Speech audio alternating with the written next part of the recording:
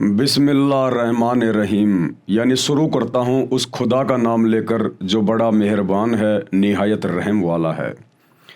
परंतु मुसलमान धर्म के भाई बहन तो जानते नहीं कि वो बड़ा मेहरबान निहायत रहम वाला अल्लाह कौन है, खुदा कौन है, सुप्रीम गॉड कौन है। ये जानकारी भी आज स्वयं उस रहमान अल्लाह ने स्वयं ही आकर देनी पड़ी, संत रूप में, दरवेश रूप में, सतगुरु रूप में। और ये पवित्र पुस्तक मुसलमान नहीं समझे ज्ञान कुरान, ये पवित्र आसमानी पुस्तक, इसको आसमानी पुस्तक इसलिए कहते हैं क्योंकि ये परमेश्वर के कर कमल से, अल्लाहु कबीर के कर कमल से लिखी गई है, जो वर्तमान में धरती पर सतगुरु रामपाल जी के रूप में स्वयं प्रकट हैं। तो ये ज्ञान यहाँ धरती का नहीं है, ये ज्ञान परमेश्वर के लोक का है, शतलोक का है। जिस खुदा ने, जिस कबीर परमेश्वर ने सृष्टि को रचा, कायनात को रचा, ये उसका ज्ञान है। इसलिए ये पवित्र आसमानी पुस्तक है, ओरिजिनल आसमानी पुस्तक। और ये बात 2028 के बाद पूरी दुनिया का मुसलमान समाज जो युग परिवर्तन 2028 के बाद जिंदा बचेगा वो अवश्य स्वीकार करेगा। इसलिए मुसलमान भाई बहनों को ये जानकारी भी वो अल्लाहु कबीर इबादत कबीरा खुद ही आकर देता है कि मैं तुम्हारा अल्लाह हूँ, परमात्मा हूँ, भगवान हूँ। और तुम यहाँ इस डुप्लीकेट अल्लाह को अल्लाह मान के, ये शैतान है, शैतान जो तुम्हें धोखा देके बैठा है। आज वर्तमान का पूरे विश्व का मुस्लिम समाज जिसे अपना खुदा मानता है, अल्लाह मानता है कि भाई उसने हज़रत मोहम्मद जी के ऊपर अपने फरिश्ते जब्राइल के माध्यम से या स्वयं जो कुरान शरीफ की आयतें नाजिल की थी वो हमारा खुदा है, अल्लाह है। नहीं, यही तो सबसे बड़ी भूल है। वो शैतान है, शैतान काल। ये पूरी हकीकत आपको उस समय समझ में आएगी जब आप सतगुरु रामपाल जी के प्रवचन सुनना शुरू करेंगे, उनके द्वारा बताई गई सृष्टि रचना को सुनेंगे, यूट्यूब पर उनके सत्संग देखेंगे और इस पुस्तक को अंत तक देख लेंगे। जितने भी वीडियो इसके ऊपर बनाए जा रहे हैं, बिल्कुल क्लियर हो जाएगा, आप लोगों की शंकाओं का समाधान हो जाएगा, अंधेरा आंखों के आगे से हट जाएगा। परमेश्वर को लेकर, अल्लाहु कबीर को लेकर पूरा मुसलमान समाज इसी धोखे में है शैतान की प्रेरणा से कि अल्लाह तो धरती पे नहीं आता, अल्लाह मनुष्य शरीर में नहीं आता, अल्लाह खाता पीता नहीं है, अल्लाह तो बेचून है, अल्लाह दिखाई नहीं देता। अरे फिर वो अल्लाह ही क्या जो ना दिखाई देता, ना खाता, ना पीता, फिर वो है क्या, करता क्या? फिर वो जिसको किसी ने देखा ही नहीं, फिर ये दावा कैसे करते हो कि वो अल्लाह है? तो भैया अल्लाह साकार है, आप और हमारे जैसा है। अल्लाह ने हमें अपने रूप में बनाया है, बाइबल से आप जी प्रमाण देख चुके हैं। और सबसे बड़ी बात, वो अल्लाह जिसने पूरी कायनात को रचा, वो आज धरती पर सतगुरु रामपाल जी के रूप में स्वयं ही प्रकट है। देर सवेर ये बात पूरे विश्व को स्वीकार करनी पड़ेगी, या तो प्यार प्रेम से युग परिवर्तन से पहले सतगुरु के सत्संग सुनकर, या फिर युग परिवर्तन के बाद शैतान की चोट खाकर। तो शुरू करते हैं उसी अल्लाह इबादत कबीरा सुप्रीम गॉड के नाम से उनका जयकारा लगाते हुए। बिस्मिल्लाहिर्रहमानिर्रहीम। परमपिता परमात्मा, सारी सृष्टि के रचनहार, कुल मालिक, असंख्य ब्रह्मांडों के स्वामी, जगत गुरु, तीनों लोकों में प्रवेश करके सबका भरण पोषण करने वाले, राजाधिराज, आत्माधार, नाथों के नाथ, देवों के देव महादेव, सर्वेश्वर, महेश्वर, मृत्युंजय, अजरो अमर, आदि अनादि, सनातनी प्रभु, जगत पिता जगदीश्वर, श्री श्री 1008 की उपाधि के वास्तविक अधिकारी, अकाल मूरत शब्द स्वरूपी राम वासुदेव, सर्वगतम ब्रह्म, परम पूज्य, प्रथम पूज्य, परम संत, परम पुरुष, परम धनी, परम दयालु, सत्य कबीर, हक्का कबीर, अल्लाहु कबीर, अल्लाहु अकबर, बाखबर, अल्लाह ताला, जगत के तारणहार, जगत के मुक्तिदाता, जगत के जगन्नाथ, हारे के सहारे, हिंदुओं के राम, मुसलमानों के अल्लाह, सिखों के वाहिगुरु, ईसाइयों के मसीह, दया के सागर दयानिधि, करुणा के सागर करुणानिधि, स्वयंभू परिभू, संकट मोचन, कष्ट हरण, मंगल करण, दुख भंजन, अविगत कबीर, निर्विकार निर्विषम परमात्मा, अलय अलेख सतगुरु, आदि अनादि सतगुरु, असली मर्यादा पुरुषोत्तम, असली राम, असली कृष्ण, असली घनश्याम, असली मुरारी, राजाओं के राजा, महाराजाओं के महाराजा, शहंशाहों के शहंशाह, सम्राटों के सम्राट, भगवानों के भगवान, अल्लाहों के अल्लाह, प्रभुओं के प्रभु, मसीहाओं के मसीह, सच्चे वाहे गुरु, बाबाओं के बाबा, पीरों के पीर, सेठों के सेठ, जगत सेठ, सावड़सा सेठ, सर्वगुण संपन्न, अनंत कोटि कलाओं के स्वामी, अनंत कोटि ब्रह्मांडों के नायक, योगियों में महायोगी, ध्यानियों में महाध्यानी, सिद्धों में परम सिद्ध, ज्ञानियों में तत्व ज्ञानी, ब्रह्म ज्ञानी, महाज्ञानी, परम ज्ञानी, सर्वश्रेष्ठ ज्ञानी, विज्ञानी, युवा कबीर, समृद्ध कबीर, असंवाद, अमित ओझा, सच्चे रहनुमा, करीम अल्लाह, सुभान अल्लाह, दुनिया के अंतिम पैगंबर। 8 सितंबर 1951 से गांव धनाना, जिला सोनीपत, हरियाणा, भारतवर्ष की पावन भूमि पे प्रकट रियल कल की भगवान श्री नारायण साकार हरि, श्री बाबा साहेब, नूर अनंत परमात्मा, सच्चे दरवेश, सच्चे मुर्शिद, संत श्रोमणी सतगुरु रामपाल जी परमेश्वर जी के चरण कमल में लाइव वीडियो देख रहे देश विदेश से आप और हम सभी भाई बहनों का अनंत कोटि दंडवत प्रणाम। तो भाई और बहनों, ये पवित्र पुस्तक जो परम पूज्य परमेश्वर इबादत कबीरा सतगुरु रामपाल जी ने धरती पे प्रकट होकर लिखी है, पूरे विश्व के मुसलमान समाज के लिए, उनको सच्चे खुदा और सच्ची इबादत की जानकारी देने के लिए। यदि आपने अभी तक इस पुस्तक पर बन चुके पहले के 6 वीडियो नहीं देखे हैं तो आपको ज़रूर देखने चाहिए। उनमें बहुत सारी ऐसी बातें हैं जो बातें आपके मुल्ला मौलवियों ने आपको कभी भी नहीं बताई होंगी। तो उन वीडियो को देखे बिना आप जी आगे की वीडियो नहीं समझ पाएंगे।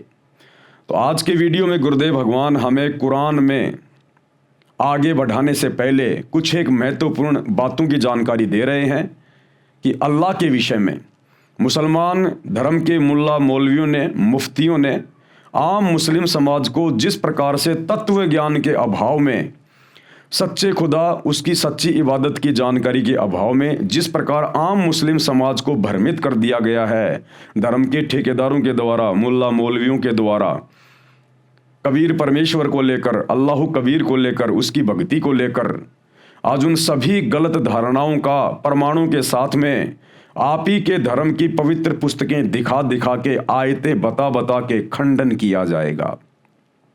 और समझदार को संकेत ही काफ़ी होता है। और जब तक शंकाओं का समाधान नहीं होगा तब तक आप भक्ति नहीं कर पाओगे। और सूक्ष्म वेद 5वें वेद में कहा गया है कि माँ मुंडू उस संत की जिससे संशय ना जाए, कि धिक्कार है उस संत को, उस धर्म गुरु को जो समाज की शंकाओं का समाधान ना कर सके। कहते माँ मुंडू उस संत की जिससे संशय ना जाए, काल खात है थोड़े बहुत, शंका सब जग को खाए। ये काल तो रोजाना 1 लाख ही खाता है, लेकिन ये शंका ये पूरी दुनिया को खाए बैठी है, किसी को सही भक्ति नहीं करने दे रही है। तो भाई और बहनों, आगे बढ़ते हैं आज इस पवित्र पुस्तक में। पवित्र पुस्तक मुसलमान नहीं समझे ज्ञान कुरान, और इस पुस्तक का आज ये 7वें नंबर का वीडियो है। परमेश्वर हमें क्या कुछ समझा रहे हैं। पवित्र ग्रंथ कुरान में प्रवेश से पहले, यानी हम कुरान शरीफ में आगे बढ़ें, आप लोगों को बहुत सारे प्रमाण और सबूत दिखाएं एकमात्र सुप्रीम गॉड के विषय में, उसकी सच्ची इबादत के विषय में। उससे पहले बहुत सारी बातें जो धर्म गुरुओं के द्वारा समाज में फैला रखी हैं, जो उनकी अपनी मनमानी बातें हैं, आज उनका खंडन किया जाएगा। पवित्र ग्रंथ कुरान में प्रवेश से पहले पाक ग्रंथ कुरान को समझने के लिए कुछ मुख्य बातें हैं जिनका ध्यान रखना अनिवार्य है। नंबर 1, कुरान मजीद का ज्ञान नाजिल करने वाले खुदा ने, यानी शैतान ने, कुरान शरीफ या कुरान मजीद का ज्ञान हज़रत मोहम्मद जी पर नाजिल किया था। शैतान ने, हिंदू धर्म में जिसको काल कहते हैं, उसने अपने नबी करीम मोहम्मद वसल्लम को सृष्टि की उत्पत्ति करने वाले अल्लाह के विषय में संपूर्ण जानकारी नहीं दी, क्योंकि शैतान को स्वयं नहीं पता उस कबीर अल्लाह के विषय में, उसकी सच्ची इबादत के विषय में। तो भला अपने नबी हज़रत मोहम्मद को वो शैतान, वो काल कहाँ से पूरी जानकारी उपलब्ध करवा देता। और जब नबी हज़रत मोहम्मद को सृष्टि की उत्पत्ति के विषय में पूरी जानकारी नहीं है, तो भला कुरान शरीफ और कुरान मजीद में पूरी जानकारी कहाँ से मिल जाएगी, और कहाँ मुसलमान धर्म के मौलानाओं और आम मुस्लिम भाई बहनों के पास में होगी। इसका प्रमाण है सूर फुरकानी 25 आयत नंबर 59 में लिखा है कि हे मोहम्मद, अल्लाह ने सारी कायनात को 6 दिन में उत्पन्न किया, फिर आसमान में तख्त सिंहासन पर जा बैठा। उसकी खबर यानी संपूर्ण जानकारी किसी बाखबर यानी जानकार यानी तत्वदर्शी संत से पूछो। मुसलमान भाई जिसे अपना अल्लाह कहते हैं, खुदा कहते हैं, शैतान, अगर उसके पास में संपूर्ण जानकारी होती उस सुप्रीम गॉड के विषय में, पूरी सृष्टि की रचना के विषय में, सच्ची इबादत के विषय में, मोक्ष के विषय में, तो सूरत फुरकानी 25 आयत नंबर 59 में वो ये बिल्कुल भी ना कहता अपने नबी हजरत मोहम्मद को कि जिस अल्लाह ने 6 दिन में आसमान और ज़मीन के बीच में जो भी कुछ था उसको रचा और 7वें दिन तख्त यानी सिंहासन पे जा विराजा, उसकी खबर किसी बाखबर से जा पूछो। अगर उस डुप्लीकेट अल्लाह उस शैतान को पता होता तो वो किसी बाखबर से जाकर पूछने की बात नहीं कहता, नीचे एक आयत और लिख देता कि वो सुप्रीम गॉड, वो अल्लाह कबीर कहाँ रहता है, क्या करता है, कैसे मिलता है और क्या उसकी इबादत की प्रक्रिया है। लेकिन इस डुप्लीकेट अल्लाह को भी नहीं पता, इस शैतान को भी नहीं पता, इसीलिए तो कह रहा किसी बाखबर से जाके पूछो, वो बताएगा। इसका मतलब ना तो कंप्लीट ज्ञान मोक्ष का और कबीर परमेश्वर का, रियल खुदा का, ना तो हजरत मोहम्मद जी के पास है और ना ही कुरान शरीफ में, कुरान मस्जिद में है, और ना मुसलमान भाइयों के डुप्लीकेट अल्लाह के पास में है। फिर बेचारे आम मुस्लिम भाई बहनों के पास में ये ज्ञान कहाँ से आएगा। तो भाई और बहनों, वो बाखबर जिसके विषय में कहा जा रहा है कि उससे जाकर पूछो पूरी जानकारी अल्लाह के विषय में, उसकी सच्ची इबादत के विषय में, वो बाखबर वर्तमान में धरती पर सतगुरु रामपाल जी के रूप में प्रकट है। पूरे विश्व के मुसलमानों का सौभाग्य है अगर अपना आत्म कल्याण करवा सकते हैं तो। उसी बाखबर को गीता जी में तत्वदर्शी संत की संज्ञा दी गई है, अध्याय 4 श्लोक नंबर 34 में। ये वही खुदा है डुप्लीकेट जिसने गीता जी का भी ज्ञान दिया है। हिंदू धर्म में इसको काल कहते हैं। इसने अर्जुन से कहा श्री कृष्ण जी के शरीर में प्रेतवश प्रवेश करके गीता जी का ज्ञान बोलते समय कि अगर तुझे उस परम सनातन धाम की प्राप्ति करनी है जहाँ जाने के बाद भगत कभी लौटकर इस संसार में नहीं आता, जन्म और मरण में नहीं आता, उसके लिए तू किसी तत्वदर्शी संत की खोज कर। वो तत्वदर्शी संत तुझे बताएगा कि पूर्ण मोक्ष कैसे होगा। तो इस शैतान को, इस काल को कंप्लीट जानकारी नहीं है अध्यात्म के विषय में, पूर्ण परमात्मा के विषय में। नंबर 2, सूर अस-सूरा 42 आयत नंबर 1 और 2 में कोड वर्ड यानी जो मुक्ति के मंत्र हैं, जो मोक्ष के मंत्र हैं, जिनको जपने से मुक्ति होगी, चाहे हिंदू हो चाहे मुसलमान हो, पूरे विश्व का मानव जब तक उन 3 मंत्रों को प्राप्त नहीं करेगा जो मुसलमान धर्म की पवित्र पुस्तक में लिखे हुए हैं। कहाँ? सूर अस-सूरा 42 आयत नंबर 1 और 2 में, लेकिन वो कोड वर्ड में हैं, सांकेतिक शब्द हैं। उनका ज्ञान किसी मुसलमान को नहीं है। जो अहम है यानी बहुत ही महत्वपूर्ण है। आयत नंबर 1 में क्या लिखा है? हा मीम। इन 2 शब्दों का विश्व के किसी भी मुसलमान के पास कोई जवाब नहीं है। हा और मीम का मतलब क्या होता है ये भी सतगुरु रामपाल जी ने ही समझाया है, जो पिछले वीडियो में आप जी को बता दिया गया है। और ऐन सीन काफ ये हैं वो 3 मंत्र, लेकिन ये कोड वर्ड में हैं, ये सांकेतिक हैं। ऐन सीन काफ ये जपने के मंत्र नहीं है। सतगुरु रामपाल जी बताएंगे कि ऐन क्या मंत्र है, इसके पर्दे के पीछे कौन सा कोड वर्ड है, सीन क्या है और काफ क्या है, वो 3 मंत्र क्या हैं जिनके जपने से पूर्ण मुक्ति होगी, मोक्ष होगा, जन्म मरण का रोग समाप्त होगा, नरक में जाने से बच सकते हो, 84 में गधे कुत्ते सूअर बनने से बच सकते हो। यही 3 मंत्र गीता जी अध्याय 17 श्लोक नंबर 23 में लिखे हुए हैं। ओम तत् सत, क्योंकि दोनों ग्रंथों का ज्ञान देने वाला डुप्लीकेट अल्लाह वही है, शैतान। तो ना हिंदुओं को पता कि ओम तत्सत का क्या मतलब है, और ना विश्व के किसी मुसलमान और मौलानाओं को पता कि ऐन सीन काफ क्या है।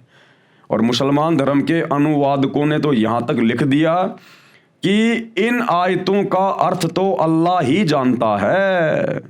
तो भाई वो अल्लाह आज धरती पे आ चुका है और उस अल्लाह ने इन तीनों का भेद खोल दिया है।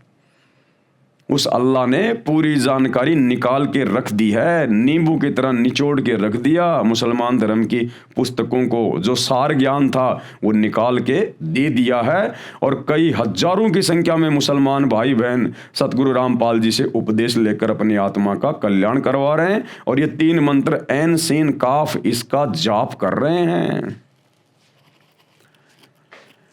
जो जाप करने का नाम है, नाम के जाप बिन जीव का कल्याण नहीं हो सकता। नंबर 3, नबी मोहम्मद जी को कुरान ज्ञान देने वाला खुदा प्रत्यक्ष नहीं मिला। यानी हजरत मोहम्मद को जिसने कुरान शरीफ का ज्ञान दिया था वो उनको प्रत्यक्ष आके नहीं मिला।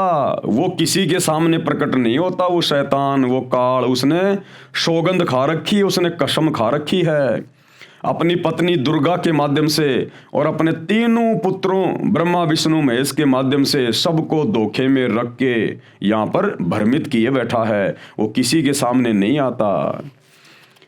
पर्दे के पीछे से नमाज आदि करने का हुक्म हुआ था। अगर वो परमात्मा था, खुदा था, तो खुदा का तो चेहरा देखने से खुशी होगी, उसको मिलना चाहिए था। हजरत मोहम्मद जी के सामने प्रत्यक्ष प्रकट होना चाहिए था कि हजरत मैं हूं तेरा अल्लाह, मैं हूं तेरा खुदा। अरे वो भगवान काहे का जो अपने भक्तों से छुपता हुआ फिरे? वो अल्लाह कोई चोर है, कोई डकैत है, कोई कुकर्म कर रखा है क्या जो अपने भक्तों के सामने नहीं आता? अरे जो बाप अपने बच्चों के सामने नहीं आ रहा, इसका मतलब उसका मुंह काला है, यानी उसने कोई कुकर्म कर रखा है, उसको शर्म लग रही है, अपनी बेइज्जती का डर है, इसलिए वो अपने बच्चों के सामने नहीं आता। अन्यथा खुदा, हम सब का पिता, हम सब का बाप, जिसने हमको पैदा किया, और वो हमारे सामने आने से डर रहा है? क्यों डरेगा वो?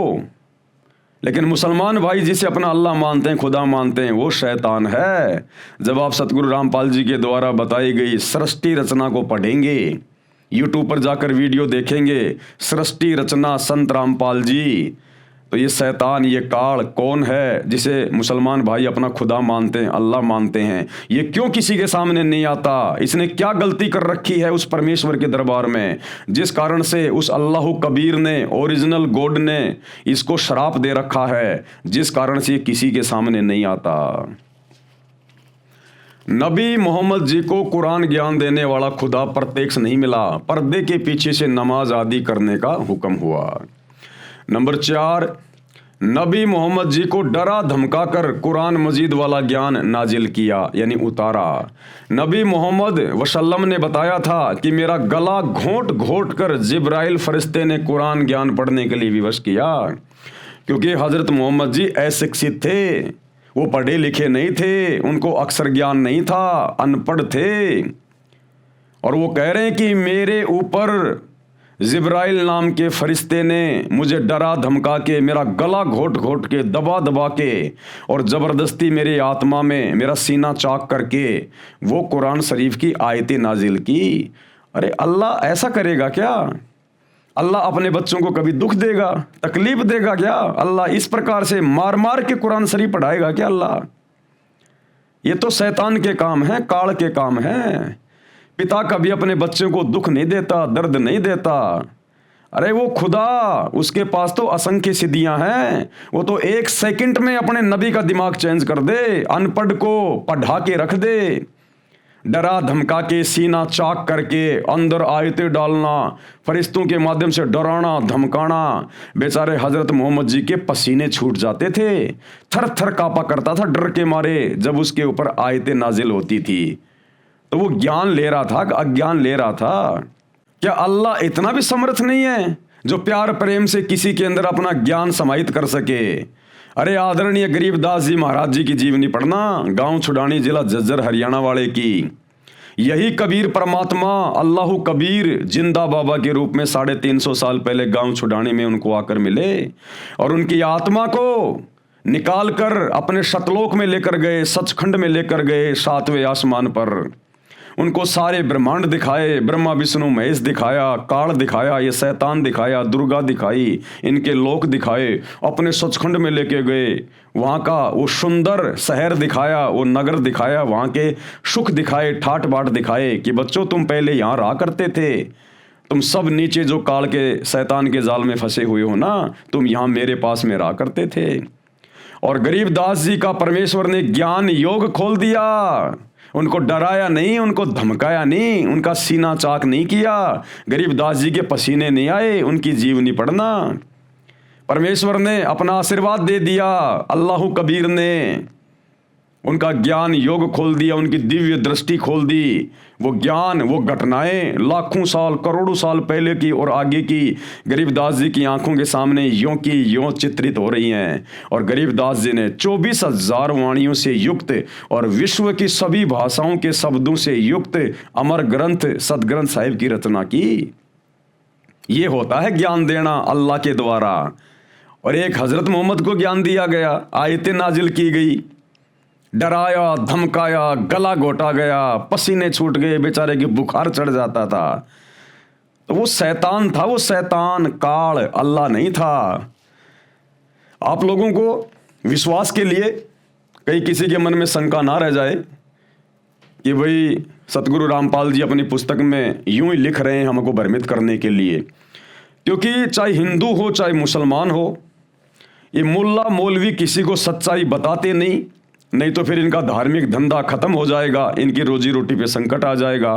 और आम मुस्लिम, आम हिंदू बेचारा इन ग्रंथों को कभी पढ़ता नहीं, कभी सच्चाई से वो परिचित नहीं हुआ। तो भाइयों और बहनों, सच्चाई अब खुदा आके बता रहा स्वयं धरती पे, सतगुरु रामपाल जी।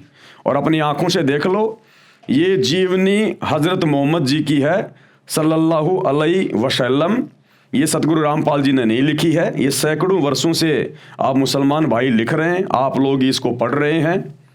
और किसने लिखी है देख लो, मोहम्मद इनायतुल्लाह शुबानी इसके लेखक हैं। जीवनी हजरत मोहम्मद सल्लल्लाहु अलैहि वसल्लम, मोहम्मद इनायतुल्लाह शुबानी, अनुवाद नसीम गाजी फलाही। ये टेलीफोन नंबर है जहाँ से हम लोग खरीद के लाए थे, Madina Islamic book depot centre 273 Ramganj Bazar Jaipur, ये उनके मोबाइल नंबर हैं। कहीं आप सोचो कि पवन दास ने अपने घर से बना दी होगी। मरकजी मकतबा इस्लामी पब्लिशर्स नई दिल्ली 110025। ये सारे सब कुछ इनके कॉपीराइट वगैरह, ईमेल वगैरह, कहाँ से छपी है, क्या एड्रेस है, ये सारा सब कुछ लिखा हुआ है ताकि किसी को कोई शंका ना हो। और इस पुस्तक में जब हम आगे बढ़ेंगे, पेज नंबर 70 पे, पेज नंबर 70 पे जब आप बढ़ोगे, 70, 71, 72, ये 3 पेज इसके पढ़ के देख लेना। जिस समय हजरत मोहम्मद जी के ऊपर शैतान के द्वारा, उस डुप्लीकेट अल्लाह के द्वारा आयतें नाजिल की गई थी जब्राइल फरिश्ते के माध्यम से, तो क्या हालत हो गई थी बेचारे की हजरत मोहम्मद की। मन में तरह तरह के विचार गूंजने लगते, आपको अपने बारे में शक होने लगता, कहीं मैं मानसिक रोगी तो नहीं। बेचारी की ये हालत हो गई थी, डर के मारे हजरत मोहम्मद सोच रहा है कि कहीं मैं पागल तो नहीं हो गया, कहीं मैं मानसिक रोगी तो नहीं हो गया। अरे भगवान अगर, खुदा अगर किसी को मिलेगा और अपना ज्ञान देगा, आयतें उतारेगा, तो ऐसी हालत हुआ करती है क्या भगत की, जैसी बेचारे हजरत मोहम्मद की हो गई। इतना मानसिक संतुलन खो बैठा, डिस्टर्ब हो गया पागलों की तरह। उसकी जीवनी में लिखा जा रहा है, क्या कह रहे हैं, मन में तरह तरह के विचार गूंजने लगते, आपको अपने बारे में शक होने लगता, कहीं मैं मानसिक रोगी तो नहीं, कहीं मुझ पर भूत प्रेतों का कोई असर तो नहीं है। अरे भूत प्रेतों का ही तो असर था। ये शैतान, मुसलमान जिसे अपना अल्लाह समझते हैं, ये भूतों का सरदार ही तो है, ये प्रेतों का सरदार ही तो है शैतान। कहीं भूत प्रेतों का कोई असर तो नहीं। आपने अपनी बीवी खदीजा को सारा हाल सुनाया, दिल पर जो बीत रही थी वह भी बताया। खदीजा ने सारी बातें ध्यान से सुनी, फिर आपको ढारस बधाई, आपको हिम्मत दी। और क्या बोली? मेरे जीवन साथी आप फिक्र ना करें, आप जैसे सज्जन पर शैतान कैसे काबू पा सकता है? अरे उसने तो पा लिया।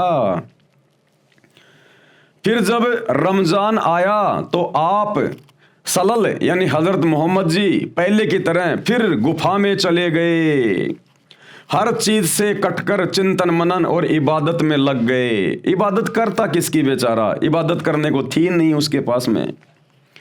किसी समय घर वाले भी आ जाते, वे आपको देखकर अपनी आंखें ठंडी करते और कुछ खाना पानी रख जाते। यानी गुफा में जाके, हीरा की गुफा में जाके और समाधि लगा के बैठ जाया करता था, क्योंकि ये अच्छी आत्मा थी, ये शंकर जी के लोक से आई हुई आत्मा थी। हजरत मोहम्मद जी शंकर जी के गण थे, तो इनको भक्ति करने की वो तड़फ थी, लेकिन मार्ग इनको मिल नहीं रहा था। हर चीज से कटकर चिंतन मनन और इबादत में लग गए। किसी समय घर वाले भी आ जाते, वे आपको देखकर अपनी आंखें ठंडी करते और कुछ खाना पानी रख जाते। बेचारे घर वाले आ जाते और देख जाते कि हाँ भाई भगत जी ठीक ठाक बैठे हैं, कोई दिक्कत ताकत नहीं है इनको फिलहाल, तो घर वाले भी थोड़ा सब्र करते। गरीब और जरूरतमंद भी आते रहते, आप उनकी भी मदद करते। इसी तरह रमजान के कुछ दिन बीत गए। एक दिन आप सलल गुफा में आराम कर रहे थे, सुबह का सुहाना समय था। अचानक एक फरिश्ता दिखाई दिया। अब वो जबरील आ गया, शैतान के द्वारा भेजा गया फरिश्ता। अचानक एक फरिश्ता दिखाई दिया, बहुत ही खूबसूरत और हसीन फरिश्ता, हाथ में हसीन रेशम का एक टुकड़ा भी था। बोला पढ़ो। अब वो जिब्राइल नाम का फरिश्ता आया और हजरत मोहम्मद को बोला पढ़ इसको। अब हजरत मोहम्मद बेचारा अनपढ़, क्या पढ़े भाई? वो बोला साहब मुझे तो पढ़ना नहीं आता। तो उस फरिश्ते ने हजरत मोहम्मद को डराया, धमकाया, उसका गला दबाया और जबरदस्ती उसका सीना चाक करके वो आयतें उसके अंदर डाली। आप सलल घबरा गए और फरमाया मुझे पढ़ना नहीं आता। आप सलल को ऐसा महसूस हुआ जैसे वह शरीर को भींच रहा है, जैसे प्रेत शरीर को भींचता है ना, ऐसे जबरदस्ती करता है, जैसे वह शरीर को भींच रहा है। फिर छोड़ दिया और कहा पढ़ो। फरमाया मुझे पढ़ना नहीं आता। अब बेचारा हजरत मोहम्मद बोला भाई साहब मुझे पढ़ना नहीं आता, जबरदस्ती क्या पढ़ूं मैं? फिर आप सलल को महसूस हुआ जैसे वह शरीर को भींच रहा है, फिर छोड़ दिया और कहा पढ़ो। आप सलल को अंदेशा हुआ कि वह फिर शरीर और भींचेगा और इस बार और जोर से भींचेगा। अब हजरत मोहम्मद जी बेचारे डर गए पूरी तरह से कि 2 बार तो इसने मेरे को भींच लिया, जान निकलने वाली हो गई, अब की बार भी ये मुझे भींचेगा। इसी प्रकार से डर गया बेचारा और बोला क्या पढ़ूं? हजरत मोहम्मद जी बोले क्या पढ़ूं भाई? फरिश्ता बोला पढ़ो अपने रब के नाम से जिसने पैदा किया इंसान को खून की फुटकी से। पढ़ो तुम्हारा मेहरबान रब ही है जिसने कलम से सिखाया इंसान को, वह कुछ सिखाया जो उसे मालूम ना था। फरिश्ते के बताने पर आप सलल ने यानी हजरत मोहम्मद ने पढ़ा, पढ़ते ही याद हो गया।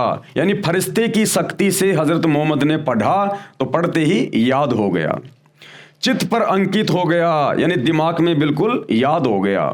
फिर फरिश्ता चला गया। आप सलल उठ खड़े हुए, भय से दिल बैठा जा रहा था। मुसलमान भाइयों ध्यान से पढ़ो। अरे अगर अल्लाह मिलेगा या अल्लाह का भेजा हुआ कोई फरिश्ता आएगा तो वो डराएगा नहीं, धमकाएगा नहीं।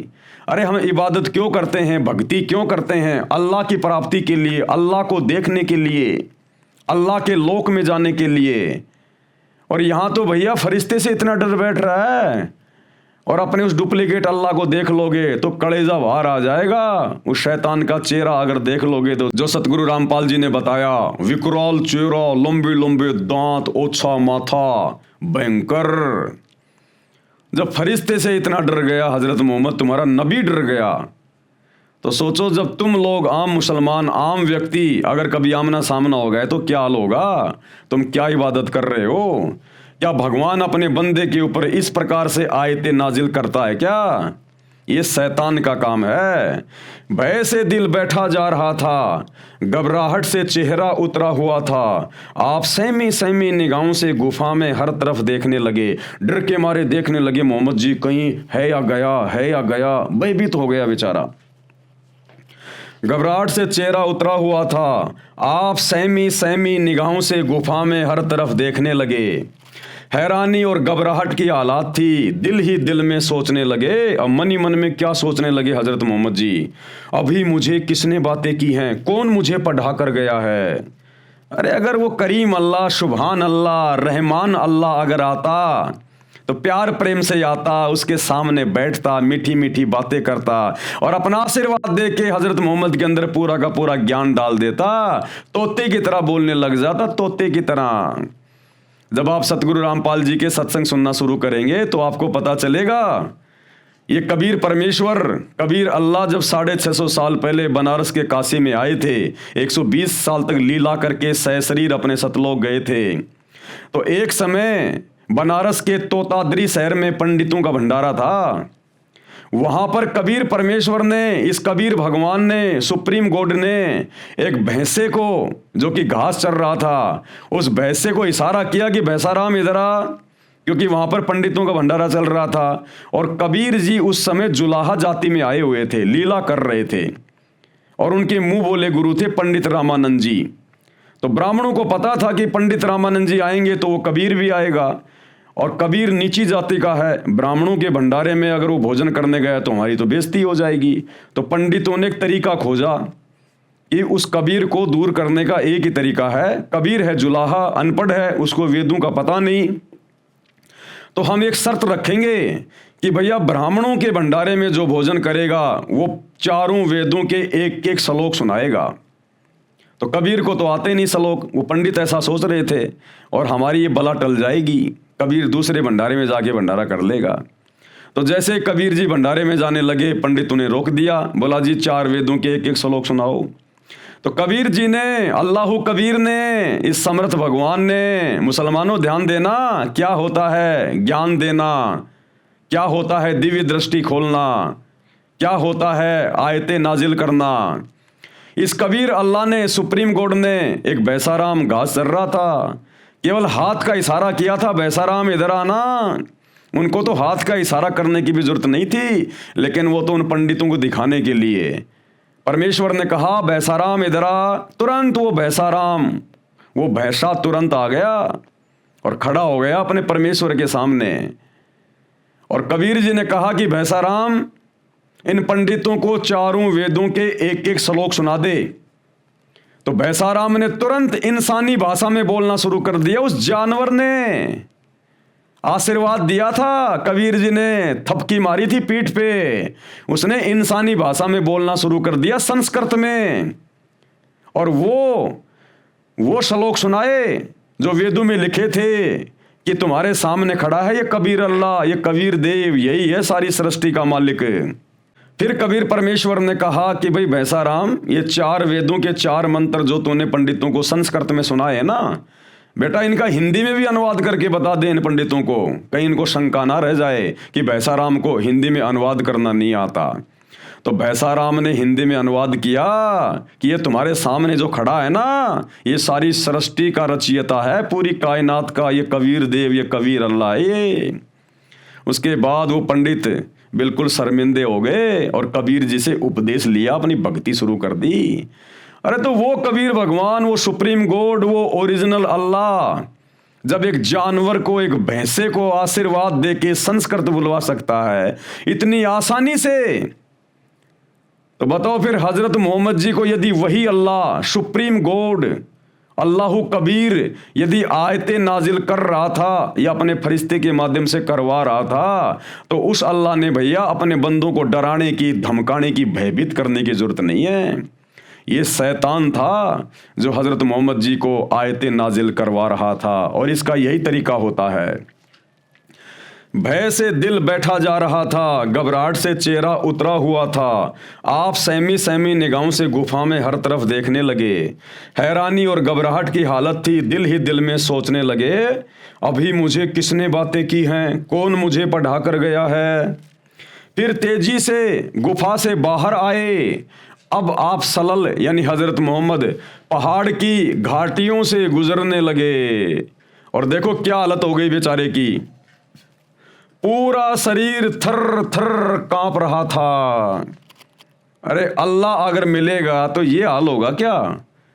अल्लाह मिलेगा तो खुशी होगी, खुशी, प्रसन्नता होनी चाहिए, दिल गद गद हो जाना चाहिए कि ये मनुष्य जन्म मुझे अल्लाह की इबादत के लिए तो मिला है, और अल्लाह मिल जाए उससे बड़ी खुशी की और बात क्या।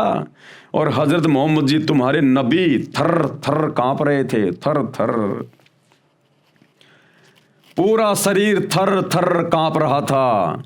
दिल में बार बार ख्याल आता कि शुरू में जो शोपन दिखाई दिए वे तो बिल्कुल सच्चे निकले, उनसे बहुत सी नई बातें मालूम हो गई, जिस चीज की तलाश थी वह खुलकर सामने आ गई।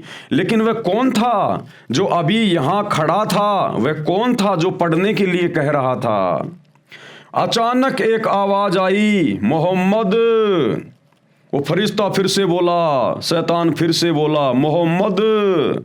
आप सलल चौंक पड़े, घबरा कर सिर ऊपर उठाया, देखा तो वही फरिश्ता आदमी की सूरत में खड़ा था। वह पुकार कर कह रहा था, मोहम्मद तुम अल्लाह के रसूल हो और मैं जिब्रील हूं। अब वो अल्लाह कौन था? वो शैतान था, शैतान। पेज नंबर 71 ध्यान से पढ़िए।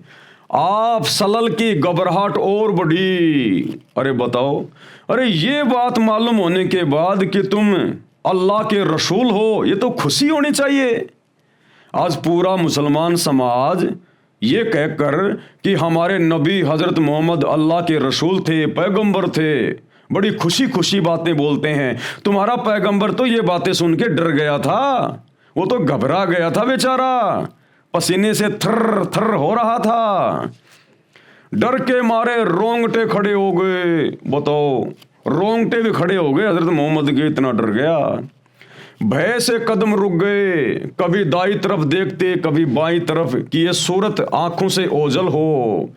हजरत मोहम्मद सोच रहा था कि ये सूरत मेरी आंखों से दूर हट जाए।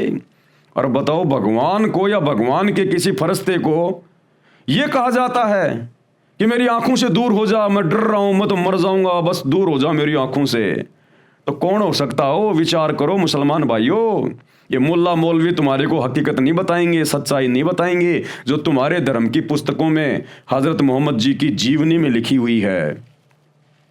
लेकिन जिधर देखते वही दिखाई देता, जिधर मुंह करते वही मौजूद होता। आगे बढ़े या पीछे हटें, नजरें नीची करें या ऊपर उठाएं, हर तरफ और हर जगह वही फरिश्ता दिखाई देता। देर, बहुत देर हो गई, आप सल्लल्लाहु इसी प्रकार थर थर कांपते रहे और ना जाने क्या क्या सोचते रहे, यानी मन में भय, डर। उधर बीवी खजीदा ने गुफा में आप सल्लल्लाहु के पास आदमी भेजा। आप सल्लल्लाहु वहां ना मिले, रिश्तेदारों के यहाँ दिखवाया, वहां भी ना थे, यहाँ वहां आदमी दौड़ाया, लेकिन न मिलना था और ना मिले। फरिश्ता चला गया। आप सल्लल्लाहु यानी हजरत मोहम्मद खजीदा के पास आए और देखो क्या हाल हो गया बेचारे का।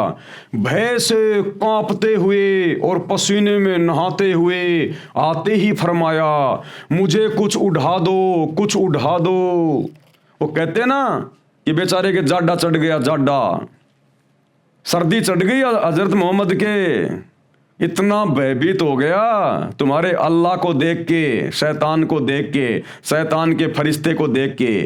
वो शैतान तो किसी के सामने आता ही नहीं है, उसके द्वारा भेजे गए उस फरिश्ते को देख कर भी इतना भयभीत हो गया। तो सोचो, जिस दिन मुसलमानों तुम अपने उस डुप्लीकेट अल्लाह के दर्शन कर लोगे, शैतान के काल के, तुम्हारा कलेजा निकल के आ जाएगा बाहर। गीता जी का ज्ञान श्री कृष्ण में प्रवेश करके इसी ने दिया था, और बाद में जब इसने श्री कृष्ण जी के शरीर से बाहर निकलकर अपना ओरिजिनल रूप दिखाया गीता जी में, विराट रूप, तो अर्जुन जैसे योद्धा की भी पिंडियां कांपने लग गई, जैसे हजरत मोहम्मद की कांप रही थी। और अर्जुन ने कहा कि भगवान अपनी लीला को समेट लो, हे हजार हाथों वाले, हे सहस्त्राबाहु, अपनी लीला को समेटो और अपने उसी चतुर्भुज रूप में दर्शन दो, मेरा कलेजा फटा जा रहा है। वो वही शैतान था, वही खाड़ था जिसने अपना फरिश्ता हजरत मोहम्मद के पास में भेजा था। अरे अल्लाह, भगवान, परमात्मा, जिसका नाम सुनते ही आत्मा को ठंडक होती है, हम तो तरसते हैं उसके दर्शन के लिए। और भगवान अगर किसी को मिल जाए तो ये हालत हुआ करती है क्या? ये तो जैसे कोई भूत प्रेत मिल जाए, कोई जंगली जानवर मिल जाए, कोई शेर भेड़िया सामने आ जाए, तब आदमी की हालत हुआ करती है ऐसी, जैसे हजरत मोहम्मद जी की हो गई थी। तो वो अल्लाह नहीं था मुसलमान भाइयों, शैतान था, शैतान। फिर क्यों इबादत कर रहे हो तुम? अरे उसी अल्लाह के पास जाने के लिए तो इबादत कर रहे हो। अरे उसी जन्नत में जाने के लिए तो तुम इबादत कर रहे हो जहां हमारा अल्लाह मिलेगा। क्या करोगे उस अल्लाह को देख के? तुम्हारा कलेजा फट जाएगा जब तुम्हारे नबी की हालत हो गई। तुरंत बीवी खदीजा ने चादर उड़ा दी। आप सल्लल्लाहु की ये हालत देखकर वे बहुत घबरा गई। अब सोचो, जिसकी पत्नी भी अपने पति की हालत देख के इतनी घबरा गई हो, तो सोचो उस समय तुम्हारी नबी की क्या हालत हो गई होगी उस शैतान को देख के, जिब्राइल को देख के। दिल में तरह तरह के अंदेशे उमड़ने लगे। क्या आपकी तबीयत खराब हो गई? क्या आपको जाड़ा बुखार आ गया है? क्या कोई मुसीबत आ पड़ी? वो बीवी खदीजा पूछ रही है। जब मन कुछ शांत हुआ, भय कुछ दूर हुआ, शरीर की कपकपी में कमी हुई, तो बीवी खदीजा ने पूछा, आप थे कहाँ और आपको हुआ क्या? आप सल्लल्लाहु ने उनकी तरफ देखा। ऐसा महसूस हो रहा था जैसे आप बेबस होकर रह गए, मानो मुसीबतों का पहाड़ टूट पड़ा हो। बताओ, मुसीबतों का पहाड़। अरे अगर अल्लाह किसी को मिलेगा तो मुसीबतों का पहाड़ टूटेगा या फिर खुशी की कोई सीमा नहीं रहेगी। अरे अल्लाह, भगवान तो अपने भगत के ऊपर आने वाले मुसीबतों के पहाड़ को टालता है, और यहां तुम्हारे हजरत मोहम्मद के ऊपर तुम्हारे अल्लाह ने मुसीबतों का पहाड़ तोड़ दिया। ये तो उल्टा हो गया, बिल्कुल उल्टा काम शैतान करता है। मानो मुसीबतों का पहाड़ टूट पड़ा हो। बताओ फिर क्या करोगे भक्ति करके? क्या करोगे इबादत करके उस अल्लाह की? क्यों मस्जिदों में धक्के खा रहे हो, मज़ारों पे धक्के खा रहे हो? जब उसकी भक्ति करने से, आमना सामना होने से मुसीबतों का पहाड़ टूटता है, तो क्यों ऐसी बेवकूफ़ी कर रहे हो फिर तुम भक्ति करके? जब तुम्हारे नबी के ऊपर मुसीबतों का पहाड़ टूट गया तो तुम्हारा क्या हाल होगा? खदीजा, मैं तुम्हें क्या बताऊं कि मुझे क्या हुआ? फिर जो कुछ देखा था वह बयान किया। बीबी खदीजा थी बहुत समझदार। ये बातें सुनकर जरा भी न घबराई। उन्होंने आप सल्लल्लाहु को बहुत ही इज्जत की नज़र से देखा। उनके चेहरे पर यकीन और इत्मीनान की मुस्कुराहट थी। फिर आप सल्लल्लाहु को इत्मीनान दिलाया। बोली, चचा के लाडले, खुश हो जाइए और जो कह रहे हैं करते रहिए। यानी वो शैतान जो तुझे कह रहा है ना, वैसा ही करता रहे। तो भाइयों और बहनों, ये पूरी राम कहानी आप लोगों की आंखों के सामने है कि किस प्रकार से डरा धमका के उस अल्लाह के आदेश से, डुप्लीकेट अल्लाह के आदेश से, शैतान के आदेश से, और जिब्राइल नाम के फरिश्ते ने उस अनपढ़ हजरत मोहम्मद को डरा धमका के, भींच भींच के और ज़बरदस्ती ये कुरान का ज्ञान उनके दिमाग में डाला। तो ये अल्लाह के कर्म नहीं होते। अगर अल्लाह के कर्म देखने हैं, अल्लाह की शक्ति, उसकी रहमत देखनी है, आदरणीय गरीबदास जी की जीवनी पढ़ लेना, आदरणीय दादू जी की जीवनी पढ़ लेना। दादू जी को भी वही कबीर अल्लाह जब वे 7 साल की उम्र में थे उनको मिले थे आकर, और ऐसे उनकी आत्मा को अपने लोक में ले गए, सब कुछ दिखाया और उनको दिव्य दृष्टि दे दी, पूरा का पूरा ज्ञान उनके अंतःकरण में डाल दिया। जैसे दादू जी वापस अपने शरीर में आए 3 दिन बाद, पूरा का पूरा ज्ञान ऐसे वाणियों में, दोहों में बोलने लग गए। दादू नाम कबीर की, जय कोई ले वह ओट हैं, और उसको कबूल आगे नहीं काल बजर की चोट। जो कबीर जी का नाम ले लेगा, उसकी भक्ति करेगा, उसको इस काल की, शैतान की कभी चोट नहीं पड़ेगी। और हजरत मोहम्मद को शैतान अपने फरिश्ते के माध्यम से भींच भींच के, डरा डरा के और जबरदस्ती ज्ञान दे रहा है। तो ये शैतान के कर्म हैं, शैतान के कर्म। ये पेज नंबर 72 है भाइयों और बहनों। ये थोड़ी देर बाद आपको दिखाएंगे, ये दूसरे मैटर से संबंधित है। अब हम वापस चलते हैं वहीं पर। मुसलमान नहीं समझे ज्ञान कुरान, गुरुदेव भगवान क्या बता रहे हैं। नबी मोहम्मद जी को डरा धमकाकर कुरान मजीद वाला ज्ञान नाजिल किया, यानी उतारा गया। नबी मोहम्मद वसल्लम ने बताया कि मेरा गला घोंट घोंट कर जिब्राइल फरिश्ते ने कुरान का ज्ञान पढ़ने के लिए विवश किया। अभी आपने जीवनी हजरत मोहम्मद से अपनी आंखों से देख लिया। तीसरी बार जब गला भींचा तो लगा कि मेरी जान निकल जाएगी। एक प्रकार की वह यानी संदेश जब आती थी तो उसमें नबी जी को बहुत कष्ट होता था। जब एक आयत आती थी, एक संदेशा आता था, तो कहते हैं हजरत मोहम्मद को बड़ा कष्ट होता था, जबरदस्ती उसके अंदर डाला जाता था। यह शैतान के कर्म है।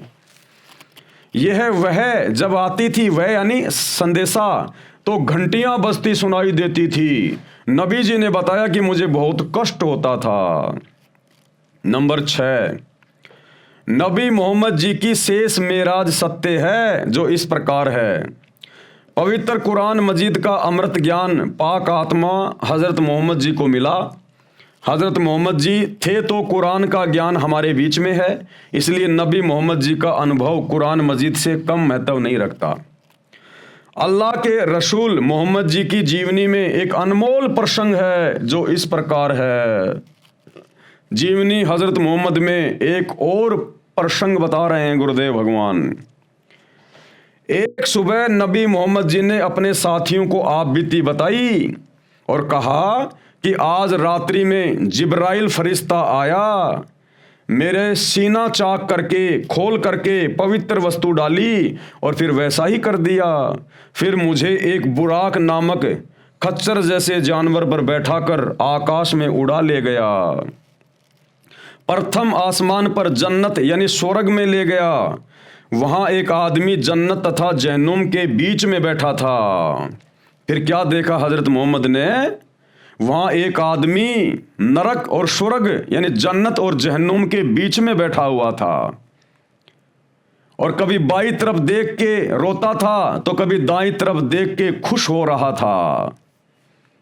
जब हजरत मोहम्मद ने उस जिब्राइल से पूछा कि ये व्यक्ति कौन है, ये बाईं तरफ देख रहा है नरक की तरफ, जहन्नुम की तरफ, तो ये रोता है, दुखी हो रहा है, और दाईं तरफ जब ये जन्नत की तरफ देख रहा है, स्वर्ग की तरफ देख रहा है, तो ये खुश हो रहा है। तो जिब्राइल ने कहा, ये तुम इंसानों का बाप हजरत आदम है, हजरत आदम। इधर बाईं तरफ जहन्नुम में इसकी वो संतान है जो इसकी बात नहीं माना करती थी, भक्ति नहीं किया करती थी। तो जब उनको नरक में पड़ा हुआ देख रहा है, दुख उठाते हुए देख रहा है, चीखते चिल्लाते देखता है, तो ये रो रहा है, दुखी हो रहा है। और इधर राइट साइड में दाईं तरफ जन्नत में, स्वर्ग में अपनी अच्छी आत्माओं को देखता है जो सुख भोग रही हैं, तो ये खुश होता है। तो किसको देखा वहां पर? हजरत आदम को। यानी भाइयों और बहनों, अल्लाहु कबीर ये पुस्तक लिख के सारी बातें बता रहे हैं और तुम्हारे ही पवित्र ग्रंथों में से पूरी सच्चाई बता रहे हैं। मुसलमान भाई बहन अपने मुल्ला मौलवियों के कहने से जिस अज्ञान को अपने जहन में बैठा के घूम रहे हैं ना कि भैया कयामत के दिन सभी आत्माओं को जो इन कब्रों में दबाए हुए हैं, इन सब को बाहर निकाला जाएगा और जिसने जैसे भी अच्छे और बुरे कर्म किए हैं उस आधार से फिर उनको जहन्नुम में या जन्नत में भेजा जाएगा। अरे अभी तो कयामत आई भी नहीं और तुम्हारे हजरत आदम ऊपर बैठे, वो कब निकल के चले गए कब्र से? अभी तो कयामत आई भी नहीं भाई, फिर वो कैसे चले गए ऊपर? और खुद तुम्हारे हजरत मोहम्मद जी कह रहे हैं, अपनी आंखों से देख के आए हैं। तो मुसलमान समाज के भाइयों, तुम किसकी बात को ज्यादा सत्य मानोगे? अपने मुल्ला मौलवियों की बातों को या अपने नबी हजरत की बातों को? तुम्हारे मुल्ला मौलवी कहते हैं कि हमारे जितने भी पैगंबर हैं, जितने भी मुसलमान हैं जो कब्रों में दबे पड़े हैं, जब कयामत का दिन आएगा सबको निकाला जाएगा। जिसने अच्छे कर्म किए हैं वो जन्नत में जाएगा और जिसने बुरे कर्म किए हैं वो जहन्नुम में जाएगा। उधर बाई तरफ जहन्नुम में, नरक में हजरत आदम की बद संतान दुख भोग रही हैं, नरक में पड़ी हुई है। और दाई साइड में, राइट साइड में, जन्नत में उसकी अच्छी संतानें सुख भोग रही हैं। तो तुम्हारा तो बाबा आदम भी कब्र से बाहर निकलकर ऊपर बैठा है, अभी कयामत तो आई नहीं, कैसे चला गया? और बाबा आदम की अच्छी संतानें और बुरी संतानें वो भी ऊपर बैठी हुई हैं, वो कब निकल के चली गई कब्रों से? अभी कयामत का तो दिन आया ही नहीं। खुद तुम्हारे नबी कह रहे हैं, अपनी आंखों से देखा हुआ हाल बयान कर रहे हैं। तो मुसलमानों तुम किसकी मानोगे, इन मुल्ला मौलवियों की या फिर अपने नबी की? तो भाई और बहनों विचार कर लेना इन बातों पे। ये मनमाना आचरण है जो तुम लोगों को मुल्ला मौलवियों के द्वारा पढ़ा दिया गया है। परमात्मा धरती पे आए हुए हैं संत रामपाल जी के रूप में, बेड़ा पार करवा लो, कुछ भी लेना देना नहीं है। क्या कह रहे हैं ध्यान से पढ़ लीजिएगा। प्रथम आसमान पर जन्नत यानी स्वर्ग में ले गया। वहां एक आदमी जन्नत तथा जहन्नुम के बीच में बैठा था। जन्नत स्वर्ग की ओर मुख करता था तो खिलखिलाकर हंसता था, तब जहन्नुम नरक की ओर देखता था तो फूट फूट कर रोने लगता था। मैंने यानी नबी मोहम्मद जी ने जिब्राइल फरिश्ते से पूछा कि हे जिब्राइल, ये आदमी कौन है तथा ये दाईं ओर मुख करता है तो खिलखिलाकर हंसता है तथा बाईं ओर देखता है तो रोने लगता है, कारण क्या है? जिब्राइल फरिश्ते ने बताया कि ये सब आदमियों का पिता आदम जी है। भाई और बहनों क्या बताया? ये सब इंसानों का पिता आदम जी है। बाईं ओर दोजख यानी नरक है, नरक में इसके बुरे कर्म करने वाली संतान है, वह नरक में कष्ट भोग रही है। अरे हजरत जी की बुरी संतानें कब पहुंच गई? वो तो कयामत के दिन जानी थी ना, वो कब्रों से निकल के कब उड़ के चले गए? जो अल्लाह के बताए भक्ति मार्ग पर नहीं चली उसे दुखी देखकर रोता है, तथा दाईं ओर जन्नत है, उसमें इनकी वह संतान है जिसने अल्लाह के आदेश अनुसार इबादत की, जो महासुखी है, उसे देखकर खुशी से हंसता है। हजरत मोहम्मद जी ने आगे बताया कि जब मैं जिब्राइल के साथ बाबा आदम के निकट गया तो उन्होंने कहा कि आओ नेक नबी, नेक बेटे, ये कहकर मुझे सीने से लगाया। हजरत आदम जी ने हजरत मोहम्मद जी को अपने सीने से भी लगाया। अभी आपको जीवनी हजरत मोहम्मद से दिखाएंगे, जीवनी हजरत मोहम्मद से। अरे फिर तो यकीन करोगे, क्या अपने नबी की आंखों देखी बात भी नहीं मानोगे मुसलमानों? फिर तुम काहे सच्चे खुदा की सच्ची इबादत कर रहे हो, जो अपने नबी की बात नहीं मान रहा और इन मुल्ला मौलवियों की झूठी बातों के ऊपर पूरा ध्यान लगा के बैठे हो? देखिएगा ये का ये प्रकरण ऐसा का ऐसा। वही पवित्र पुस्तक जीवनी हजरत मोहम्मद जो अभी आपको दिखाई गई थी, ये जीवनी हजरत मोहम्मद, इसका पेज नंबर 72, इस पर क्या लिखा हुआ है आपकी आंखों के सामने है।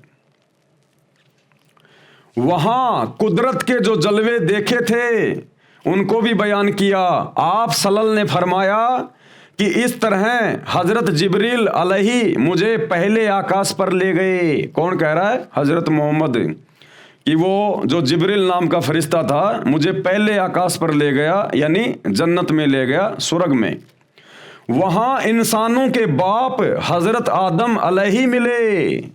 देखो भाई, अपने नबी की तो बात मान लो कम से कम। आपके नबी हजरत मोहम्मद कह रहे हैं कि मुझे वहां कौन मिले? वहां इंसानों के बाप हजरत आदम अलैहि मिले। उनका हाल ये था कि जब दाईं ओर देखते थे तो खिल उठते और हंसने लगते, और बाईं ओर देखते तो मारे गम के आंसू भर लाते। यानी तुम्हारा हजरत आदम भी सुखी नहीं है। जिस जन्नत में जाने की तुम भक्ति कर रहे हो ना, अरे उस जन्नत में तुम्हारा हजरत आदम भी सुखी नहीं है। अरे तुम कहां से सुखी हो जाओगे? वो भी कभी रो रहा है, कभी दुखी हो रहा है, कभी हंस रहा है। तो जिस जन्नत में तुम्हारा, जिसे तुम अपना प्रथम नबी मानते हो हजरत आदम, वो भी सुखी नहीं है। सुख का स्थान एक ही है, सतलोक सचखंड। मन तू चल रहे सुख के सागर, जहां शब्द सिंधु रत्नागर। चार मुक्ति जहां चंपी करती माया हो रही दासी, और दास गरीब अभय पद पर से वो मिले राम अविनाशी। वो सच्चा खुदा इबादई कबीरा, सुप्रीम गॉड अल्लाह कबीर। कहते हैं उसके सतलोक में, उसके सचखंड में वो परम सुख है। इस शैतान के लोक में चाहे जन्नत में जाओ चाहे कहीं भी जाओ, सुख नाम की चीज नहीं है। तो हजरत आदम खुद बेचारा दुखी, महादुखी, जन्नत में बैठ के भी रो रहा है, दुखी हो रहा है। तो बताओ तुम क्या करोगे उस जन्नत में जाके? तो क्या देखा उन्होंने? उनका ये हाल था कि जब दाईं ओर देखते तो खिल उठते और हंसने लगते, और बाईं ओर देखते तो मारे गम के यानी दुख के आंसू भर लाते। क्योंकि दाईं ओर उनकी नेक संतान औलाद के कर्म थे, और बाईं ओर बुरी औलाद के कर्म थे। हजरत आदम अलैहि ने आप सलल को देखा तो बोले, तुम्हारा आना मुबारक ए नेक नबी, ए नेक बेटे। आप सलल ने पूछा, अब हजरत मोहम्मद जी ने पूछा, क्योंकि हजरत मोहम्मद जी को क्या पता कि ये कौन इंसान है, उन्होंने कभी उनकी शक्ल तो देखी नहीं थी। तो जिब्राइल नाम के फरिश्ते ने उस आदमी को रोते हुए, कभी हंसते हुए, और जब उसने हजरत मोहम्मद को कहा कि ए नेक नबी, ए नेक बेटे, तेरा आना मुबारक हो, तो हजरत मोहम्मद ने देखा ये मेरा कौन रिश्तेदार है भाई, मैं इसको जानता ना पहचानता। तो जिब्राइल से पूछा, जो नबी को नीचे से ऊपर लेकर गया था। क्या पूछा हजरत मोहम्मद ने? आप सल्लल्लाहु ने पूछा, जिब्रील ये कौन है? उन्होंने जवाब दिया, ये आदम अलैहि है, सारे इंसानों के बाप। ये भैया तुम्हारा बाबा आदम है। फिर जिब्रील अलैहि आप सलल को दूसरे आकाश पर ले गए, फिर तीसरे पर इस तरह आगे बढ़ते गए। आप सलल जिस नबी के पास से गुजरते, ये मनमोहक शब्द कानों में गूंजते। आगे और बहुत सारी जानकारी है, आपको मैटर के अनुसार समझाएंगे। अभी केवल आपको इतना ही समझाना था कि हजरत आदम जिनको जन्नत में बैठा हुआ खुद आपके नबी हजरत मोहम्मद ने देखा, तो बताओ भैया कौन से दिन चुपके से निकल के चला गया? अरे वो तो कयामत के बाद में जाना था ना। तुम्हारा नियम बता रहे हो तुम मुसलमान भाई कि जब कयामत हो जाएगी उसके बाद इन कब्रों में जितने भी मुसलमान लोग सो रहे हैं, गड़े हुए हैं, इन सबको बाहर निकाला जाएगा, और जिसने अच्छे कर्म किए हैं वो जन्नत में ले जाया जाएगा, जिसने बुरे कर्म किए हैं वो जहन्नुम में ठोका जाएगा। ठीक है भैया, जिसने अच्छे कर्म किए वो तो चला गया जन्नत में तुम्हारे अनुसार, जिस मुसलमान ने बुरे कर्म किए वो चला गया नरक में, जहन्नुम में। अब मुझे ये बताओ, जो मुसलमान पागल है, मेंटली डिस्टर्ब है, ना उसको अच्छे कर्मों का पता ना उसको बुरे कर्मों का पता, अरे वो कहाँ जाएगा? अरे वो मुसलमान कहाँ जाएगा जिसको ना अच्छे कर्मों का पता ना जिसको बुरे कर्मों का पता? तो कोई मुल्ला मौलवी इन बातों का जवाब नहीं दे पाता। और वो मुसलमान कहाँ जाएंगे भाई जो माँ के पेट में ही मर गए, गर्भ में। अरे औरतों के बच्चे पेट में खराब हो जाते हैं ना, तो वो मुसलमान कहाँ जाएंगे जो माँ के गर्भ में ही मर गए? बताओ वो जन्नत में जाएंगे या जहन्नुम में जाएंगे? वो छोटे छोटे बच्चे जो कोई 4 साल का होके मरा है, कोई 10 साल का होके मरा है, जिसको ना अच्छे कर्मों का पता था ना जिसको बुरे कर्मों का पता था, वो बच्चे कहाँ जाएंगे फिर, जहन्नुम में या जन्नत में? तो इन बातों का किसी मुसलमान मुल्ला मौलवी के पास में कोई जवाब नहीं होता। तो भाई और बहनों, ये तुम्हारे ऊपर आशीर्वाद बरस रहा है अल्लाह कबीर का, सतगुरु रामपाल जी भगवान का। अगर इस शैतान के षड्यंत्र से बाहर निकल सकते हो तो मुसलमान भाइयों निकल जाना, एक गोल्डन चांस है। अल्लाह किसे कहते हैं, एक बार सतगुरु रामपाल जी से उपदेश लेके पहले उनका ज्ञान समझो, सत्संग सुनो घर बैठे मोबाइल पर, और फिर एक बार उनसे उपदेश लेकर भक्ति करके देखो, तुम्हारे को वो अकल्पनीय सुख मिलेंगे जिन सुखों की कल्पना कभी हजरत आदम ने भी की थी लेकिन मिले नहीं। हजरत मोहम्मद को भी वो सुख नहीं मिले, वो ऐसो आराम नहीं मिला, वो शांति नहीं मिली तुम्हारे नबी को भी, जो तुम यहां सतगुरु रामपाल जी की भक्ति करके उठा सकते हो, क्योंकि ये सुप्रीम गॉड है, इबादत ही कबीरा धरती पे प्रकट है। हजरत मोहम्मद जी ने आगे बताया कि जब मैं जिब्राइल के साथ बाबा आदम के निकट गया तो उन्होंने कहा कि आओ नेक नबी, नेक बेटे, ये कहकर मुझे सीने से लगाया। अभी आपने उनकी जीवनी में भी देख लिया, और कौम की उन्नति करने का आशीर्वाद दिया। फिर जिब्राइल फरिश्ता मुझे आगे जन्नत में ऐसे स्थान पर दूसरे आसमान पर ले गया जहां पर नबियों की जमात बैठी थी। अब लो जी, तुम्हारे सारे नबी तो ऊपर बैठे हैं। अरे भैया, ये सारे नबियों की जमात बैठी हुई थी वहां पर, हजरत मोहम्मद जी ने अपनी आंखों से देखा। अरे भाई, अभी कयामत तो आई नहीं, वो दिन तो आया नहीं, फिर ये नबियों की जमात यानी ये नबियों की भीड़, नबियों की मंडली जो हजरत मोहम्मद जी ने वहां पर अपनी आंखों से देखी, अरे वो कब कब्रों से निकल के चली गई। मुसलमान भाइयों, आप लोगों को मूर्ख बनाया जा रहा है शैतान के द्वारा। ये मुल्ला मौलवी सब शैतान के प्रभाव में है। सच्चे खुदा की सच्ची इबादत कर लो, सतगुरु रामपाल जी की, नहीं तो बहुत बुरी बनेगी आने वाले समय में। जहां पर नबियों की जमात बैठी थी, हजरत दाऊद जी, अब कौन कौन से नबी बैठे थे वहां? हजरत दाऊद जी, हजरत मूसा जी, हजरत ईसा आदि 1,80,000 नबी वहां उपस्थित थे। उन्होंने मुझे विशेष सम्मान दिया, मैंने उन सबको नमाज अदा करवाई। इसके पश्चात जिब्राइल ने मुझे ऊपर जाने को कहा और जिब्राइल तथा बुराक दोनों वहीं रह गए।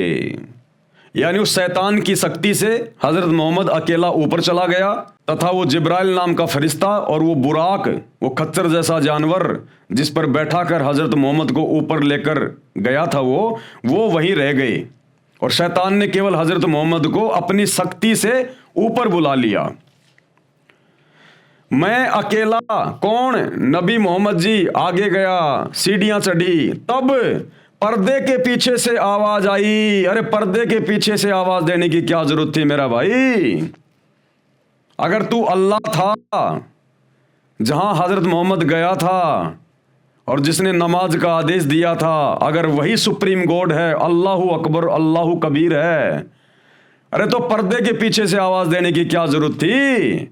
सामने आके बोलता ना, सामने आता, अपने नबी से मिलता, अपने नबी को प्यार करता, प्रेम करता, बढ़िया बढ़िया खाना खिलाता, और जो भी कोई देनी थी, नमाज, बंग, रोजा, जो भी कोई ज्ञान देना था अपने नबी को देता।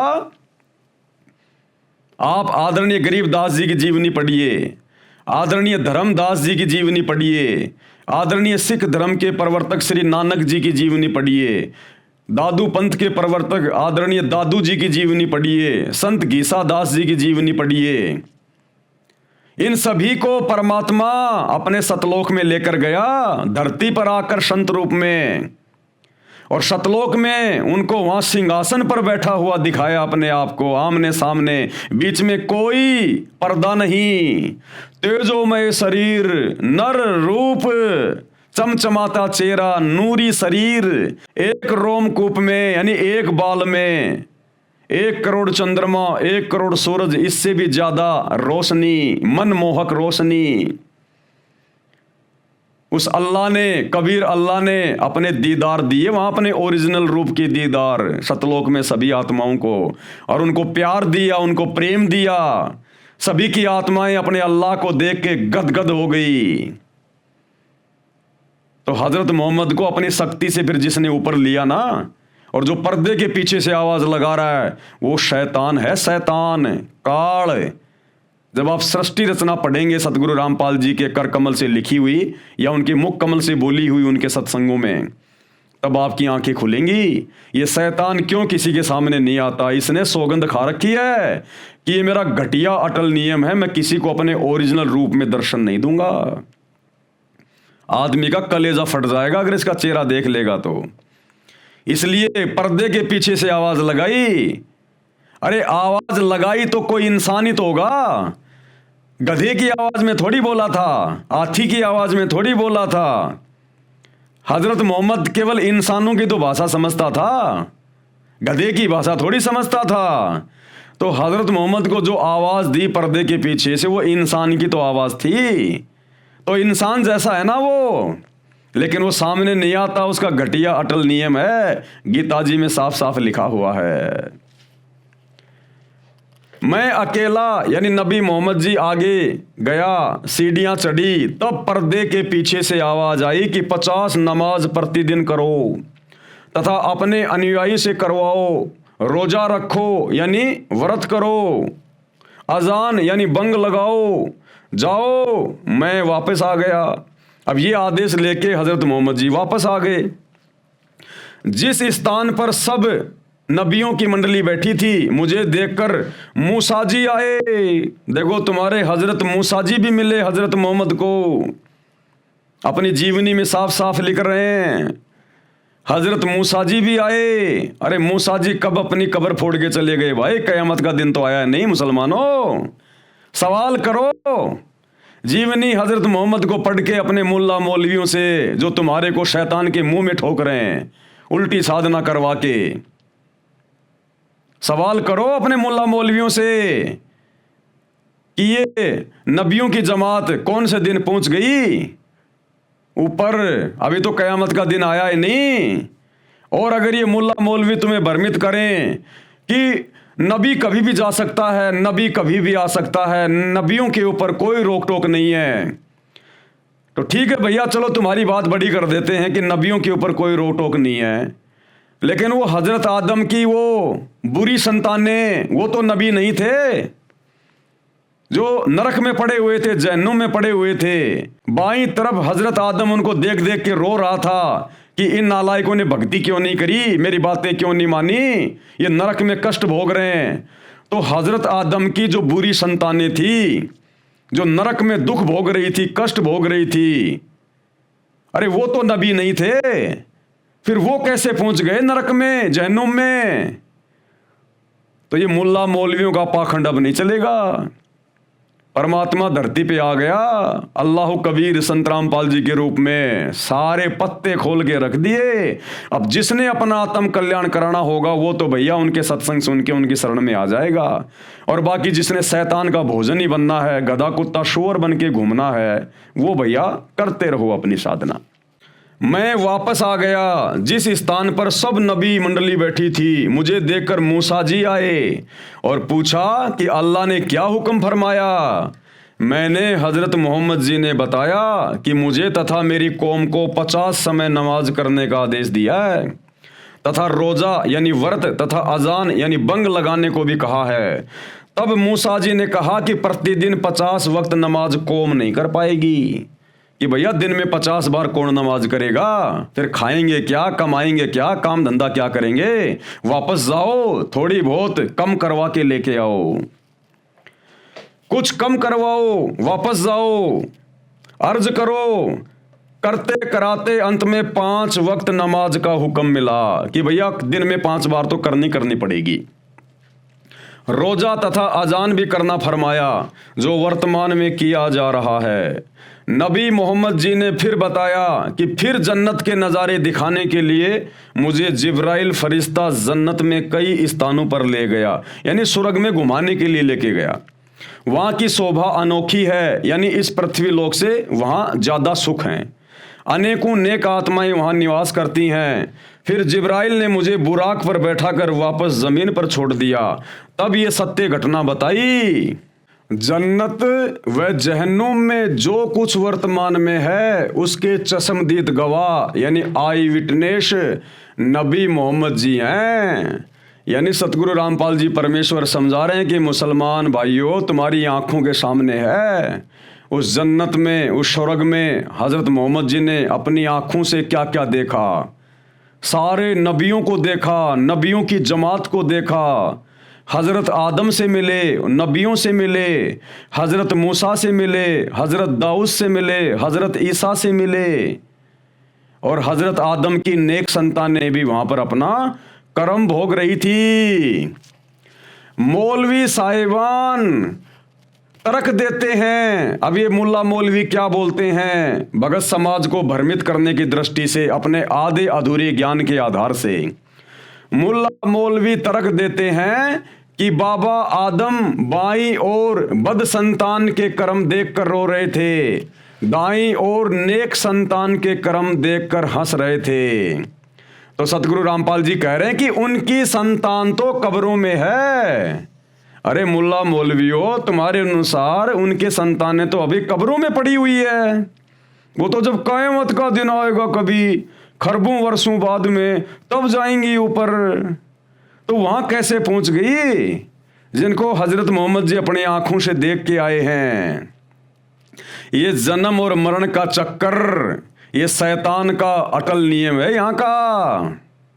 ये जन्मना मरना, ये इसका अटल नियम है यहाँ का। जब तक आप सच्चे दरवेश, सच्चे सतगुरु, अल्लाहु कबीर सतगुरु रामपाल जी की शरण में आकर उनकी भक्ति नहीं करेंगे, तब तक ये जन्म मरण का चक्कर नहीं मिटेगा, चाहे हिंदू हो चाहे मुसलमान हो। ये अल्लाहु कबीर ने नहीं बनाए हिंदू मुसलमान, ये शैतान का सारा जाल है, षड्यंत्र अपने भोजन के लिए। तो सतगुरु रामपाल जी समझा रहे हैं कि उनकी संतानें तो मुल्ला मौलवियों कब्रों में है। अरे ऊपर क्या देखा फिर? हजरत आदम को दीवारों की तरफ देख कर रो रहे थे क्या? लेखक का वितरक यह है, लेखक यानी अल्लाहु कबीर सतगुरु रामपाल जी ये समझाना चाहते हैं कि आपके नियम के अनुसार तो हजरत आदम जी से हजरत ईसा जी तक को भी कब्रों में रहना चाहिए था। जो नबी मोहम्मद जी ने ऊपर जन्नत में देखे और बातें भी की, उनको नमाज भी पढ़ाई। आदम जी क्या अच्छे बुरे कर्म दीवारों पर देखकर हंस और रो रहे थे? अरे हजरत आदम जी जो बाईं ओर देखकर रो रहे थे, दाईं ओर देखकर हंस रहे थे, वो दीवारों को देख के रो और हंस रहे थे क्या? वहां उनकी अच्छी और बुरी संतानें तो पड़ी हुई थी। तो बुरी और अच्छी संतानें कैसे कब्रों से निकल के चली गई कयामत से पहले? ये तुम्हारी अपनी मनमानी थ्योरी है, तुम्हारे अपने धर्मशास्त्र तो मुल्ला मौलवियों की गलत थ्योरी को कैंसिल कर रहे हैं, कैंसिल। आदम जी क्या अच्छे बुरे कर्म दीवारों पर देखकर हंस और रो रहे थे? उनके दाईं ओर स्वर्ग था तथा बाईं ओर नरक था। उनके संतान भी जहन्नुम तथा जन्नत में थी, नरक और स्वर्ग में। अन्य प्रमाण और सबूत दे रहे हैं सतगुरु रामपाल जी। आसमान की यात्रा के बाद हजरत मोहम्मद से उसके चाचा ने पूछा कि तेरा दादा भी देखा? जब जिब्राइल फरिश्ता हजरत मोहम्मद जी को वापस जमीन पर छोड़कर चला गया, तब हजरत मोहम्मद जी के चाचा ने पूछा, जब हजरत मोहम्मद जी ने पूरी बात बताई ना, मैं ऐसे ऐसे ऊपर गया था, मैंने सब कुछ देखा है, सारे नबियों को देखा है, उनको मैंने नमाज पढ़ाई। तो बाकी मुसलमान समाज तो उनका मजाक उड़ाया करता था, उस समय उनका विरोध किया करता था कि तू ही है एकमात्र जो तेरे को ऊपर लेके गए, तेरे को सब कुछ दिखाया, तू डींग मार रहा है, पाखंड कर रहा है, झूठ बोल रहा है। मोहम्मद जी का बहुत ज्यादा विरोध होता था उन्हीं के समाज के लोगों के द्वारा।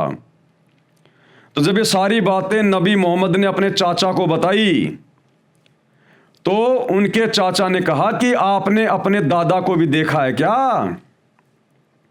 ए नबी, आपने वहां अपने दादा को भी देखा क्या जन्नत में, स्वर्ग में? तो नबी हजरत ने कहा कि हाँ, मैंने उनको देखा, लेकिन वो जन्नत में नहीं था, वो तो नरक में था, जहन्नुम में। अब ये सच्चाई सुनकर हजरत मोहम्मद का चाचा उनका विरोधी हो गया, उनका दुश्मन हो गया। आसमान की यात्रा के बाद हजरत मोहम्मद से उसके चाचा ने पूछा कि तेरा दादा भी देखा? वह जन्नत में है या जहन्नुम में? मोहम्मद जी ने कहा जहन्नुम यानी नरक में देखा। ये सुनकर उनका चाचा मोहम्मद जी से बहुत नाराज हो गया और बोला, तू मेरे पिताजी को जहन्नुम में बता रहा है, झूठा है। नबी जी ने कहा कि मैंने जो देखा वही बताया है। मोहम्मद का चाचा पूरा विरोधी बन गया था। सच्चाई वही है जो ऊपर बताई है कि बाबा आदम की अच्छी बुरी संतान नरक और स्वर्ग में देखी। मुसलमान भाइयों, मौका है, अल्लाह कबीर धरती पर सतगुरु रामपाल जी के रूप में है। तो मुसलमान धर्म के भाई बहनों को इन स्वार्थी मुल्ला मौलवियों ने अपने सवारत के लिए और अपने धर्म की इन पुस्तकों को अच्छे से ना समझ पाने के कारण तुम सब लोगों को अज्ञान में बैठा रखा है, अंधकार में। अपनी आत्मा का कल्याण करवा लो। कल को यदि ये शरीर छूट गए ना, जो परमात्मा ने केवल सच्ची इबादत के लिए दिया है, ये मुल्ला मौलवी तुम्हारे कोई काम नहीं आएंगे। ये शैतान भून भून के खाएगा तपतशिला पे और फिर ये नरक में ठोकेगा, जैसे हजरत मोहम्मद जी का दादा नरक में पड़ा हुआ था। बाबा आदम की बुरी संतानें नरक में पड़ी हुई थी। ये नरक में ठोकेगा और फिर 84 लाख योनियों में गधा, कुत्ता, सुअर, बकरा, मुर्गा बनाएगा। जो तुमने मांस मिट्टी खाई है उतने जानवर तुमको बनने पड़ेंगे, अपने गले कटवाने पड़ेंगे। जब तक सच्चे सतगुरु की शरण में आकर सत भक्ति नहीं करेंगे, कुरान शरीफ के वो 3 मंत्र ऐन सीन काफ जो सूर असूरा 42 आयत नंबर 1 और 2 में लिखे हुए हैं, जो वर्तमान में केवल सतगुरु रामपाल जी के पास हैं, यानी कोड वर्ड में उनके वास्तविक मंत्र क्या हैं, उन मंत्रों को जपने से मुक्ति होगी। अन्यथा जहन्नुम में जाओगे, जहन्नुम में कर्म भोगने पड़ेंगे सारे के सारे। ना तुम्हें खुदा का पता, ना तुम्हें खुदा की सच्ची इबादत का पता। पूरे विश्व का मुसलमान समाज भ्रमित है। और कल आप लोगों को दिखा दिया गया था जीवनी हजरत मोहम्मद से कि 63 साल की उम्र में तुम्हारे नबी ए हजरत की किस प्रकार दुर्गति से मौत हुई। अरे अगर तुम्हारा नबी सच्चे खुदा की इबादत कर रहा था तो 63 साल की उम्र में ऐसी दुर्गति से मौत नहीं होनी चाहिए थी। क्या भगवान की सच्ची इबादत करने वाले को अंत समय में इतनी भी रात नहीं मिलेगी? बेचारा हाय हाय करता हुआ मरा, हाय हाय करता हुआ। हजरत मोहम्मद जी के 3 बेटे उनकी आंखों के सामने मर गए। क्या सच्चे खुदा की सच्ची इबादत करने वाले के ऊपर ऐसे दुखों का पहाड़ टूट सकता है क्या? अरे सच्चे खुदा की सच्ची इबादत तो यदि आपके भाग्य में मौत है उसको भी टाल देगी। तो वो अल्लाह आज धरती पर सतगुरु रामपाल जी के रूप में प्रकट है, जो तुम्हारे भाग्य में लिखे हुए दुखों के पहाड़ों को बिल्कुल नष्ट कर देगा। सबकी जेब में मोबाइल है, उसी अल्लाह के रहमो करम से यूट्यूब पर सतगुरु रामपाल जी के सत्संग सुनना शुरू कर दीजिएगा और बात समझ में आ जाए तो भैया थोड़े बहुत दिनों की बात है। युग परिवर्तन का दौर चल रहा है, 2028 निर्धारित है और आप देख रहे होंगे वर्तमान में किस प्रकार से देश विदेश में प्राकृतिक आपदाओं का दौर शुरू हो चुका है, भूकंप वगैरह। और हमारे भारत देश में भी किस प्रकार से हिंदू मुस्लिम होने की पूरी तैयारी हो रही है। घर से बाहर निकलना मुश्किल हो जाएगा।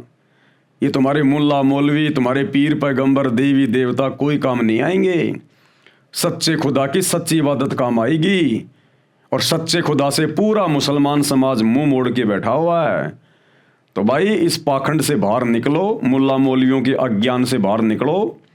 परमात्मा धरती पे आया हुआ है, पहचान करो, सत्संग सुनो, तभी पहचान हो पाएगी। बिना किसी के सत्संग सुने, उनके विचार सुने आप क्या निर्णय करोगे क्या सही है और क्या गलत है? तो भाई और बहनों, हमारी प्रार्थना है, केवल आपको जगा सकते हैं, संदेशा दे रहे हैं, मानना न मानना आपके अपने बुद्धि विवेक के ऊपर है। तो आज की वीडियो में हम केवल इतना ही लेंगे।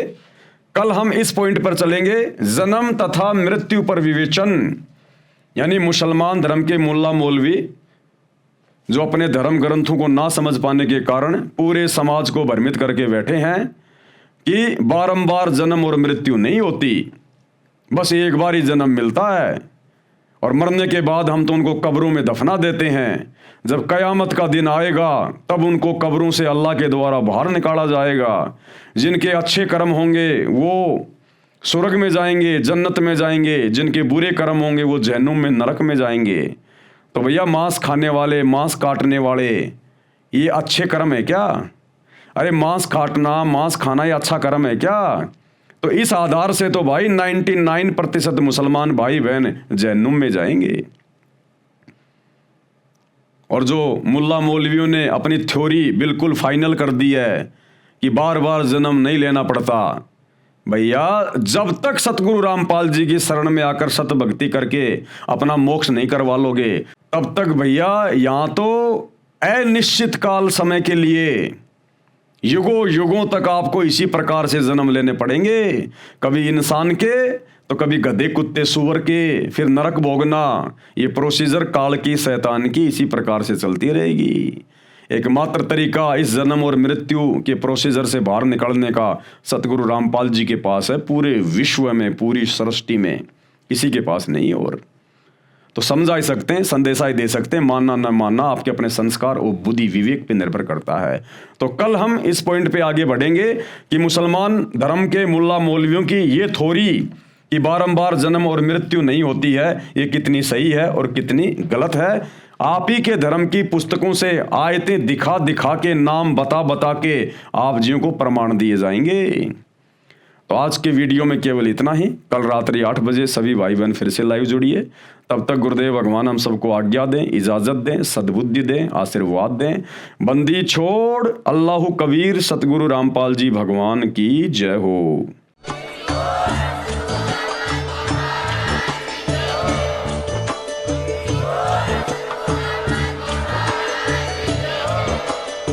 भाई जो गुरु वचन पे डट गे, कट गे फंद 84 के, कट गे फंद 84 के, कट गे फंद 84 के।